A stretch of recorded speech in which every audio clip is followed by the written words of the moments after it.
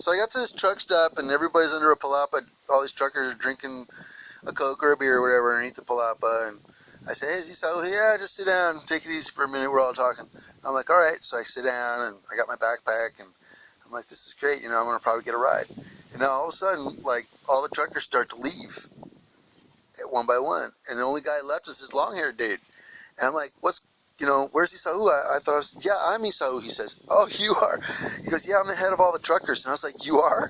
He's like, yeah, why don't you take it easy, because there's no truckers heading north today, but you can come back to my house. My wife's French, and, we can have you hang out at our house for a night, and you can go tomorrow or something. How about that? And I was like, cool. So I go back to his house, and he goes, I hope you don't mind, but we smoke pot in my house. And I was like, oh my God. And his wife comes and greets me, takes my dirty clothes, and instantly starts cleaning, washing my clothes in the washer and doing all this stuff and taking care of me. And I was like, wow, this is like a major score situation. And it turns out they needed a little bit of help, and that's why they wanted me to hang out with them. And they needed somebody who would hang out with their friends who were German, who didn't speak Spanish or French. And so I ended up being a translator for a couple of days for this German couple, and they paid me $150. And it was with that $150 that I decided to get on a bus, and I went up to San Cristobal de las Casas, Chiapas. On the way, I met this guy named Joe, a young hippie dude from Idaho. I don't know if he was a hippie dude, but he had a water filter, and he was from Idaho, and he didn't speak Spanish, and had just a very little bit of money. So I said, come on, man, you come with me, and we'll make it. And so we get to San Cristobal, and at that time in 1999, it was the national encuesta for the Zapatistas to see if everybody's, they were doing this survey. And so all the Zapatistas went throughout all the country, and they're coming back in buses. There was all these buses that were going to head north that were empty. And so there was also a peace rally in the main square of San Cristobal de las Casas, and a peace camp. So me and Joe, we stayed at this peace camp for like 3-4 days. And on the 4th day, at the end, where the ending concert, I was the ending musician, and I played at this Zapatista Peace Rally concert in San Cristobal de las Casas, one of my songs that nobody's ever heard, and that someday maybe you'll hear. So then, as I'm playing my song, which is really controversial, the cops come and say, you gotta stop. I'm like, oh shit. So we go, and one of these guys from Michoacan says, come with us, we're going to catch a bus. And I'm like, okay. So Joe's with me, and me and Joe split on this bus for Mexico City. And we get to Mexico City, and I don't know how, but we still I had money.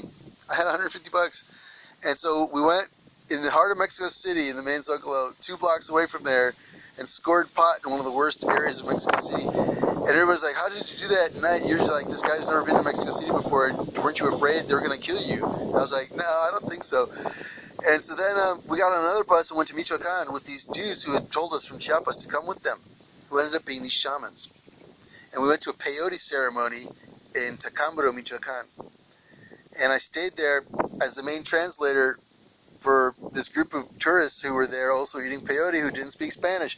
And it's the shamans who told me, yeah. And we arrived just in time for the beginning of the ceremony at like 8 in the morning.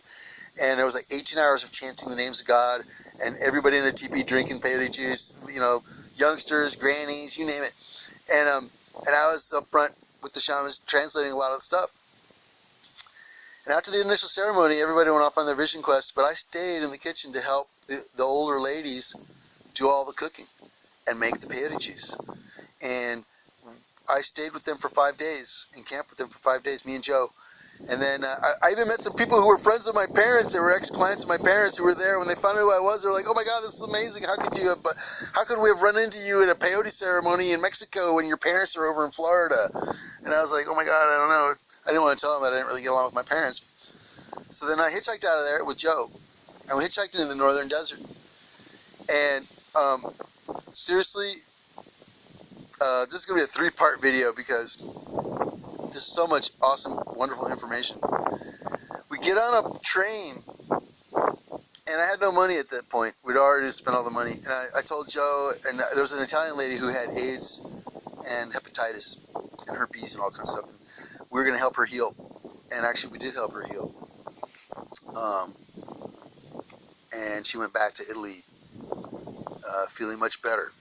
And I think we gave her a couple of years life extra.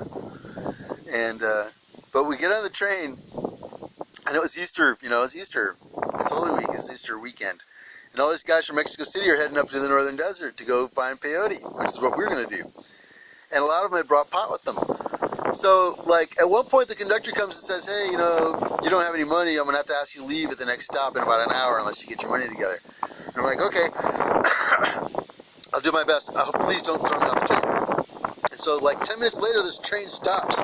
And the Mexican federales get on with these drug-sniffing dogs. And it got to me.